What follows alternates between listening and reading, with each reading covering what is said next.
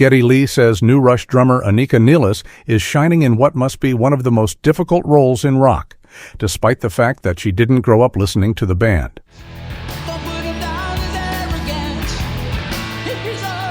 Lee and guitarist Alex Lifeson recently announced they were taking Rush back out on the road for the first time since the death of iconic drummer Neil Peart.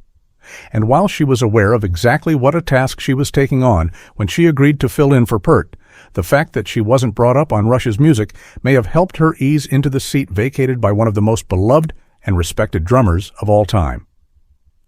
Speaking to the CBC, Lee says, "When she first came over here, we started playing some of the songs, trying to translate Rush music to someone who didn't really grow up as a Rush fan."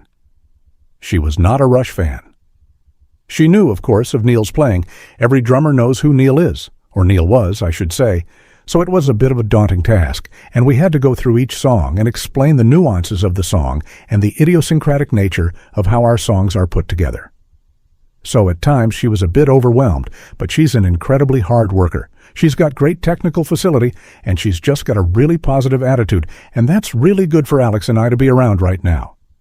Asked again how they came to find Nilles and how they had to wrestle with the emotion of touring without Peart, Lee adds, "Well, of course, it was a very difficult decision to go back on the road, and that was the main stumbling block, obviously. How do we replace the irreplaceable, so to speak? We have been fortunate to have been introduced to the name Anika Nilles through one of my road crew, my bass tech Scully, who was on tour with Jeff Beck, and she was the drummer for Jeff Beck on his last tour. And he came home from that tour raving about her. And so when we made the decision to see what it's like to play with another drummer, we contacted her, and she's just a fantastic person. She came to Canada, and we very surreptitiously snuck into a studio and worked out for about a week.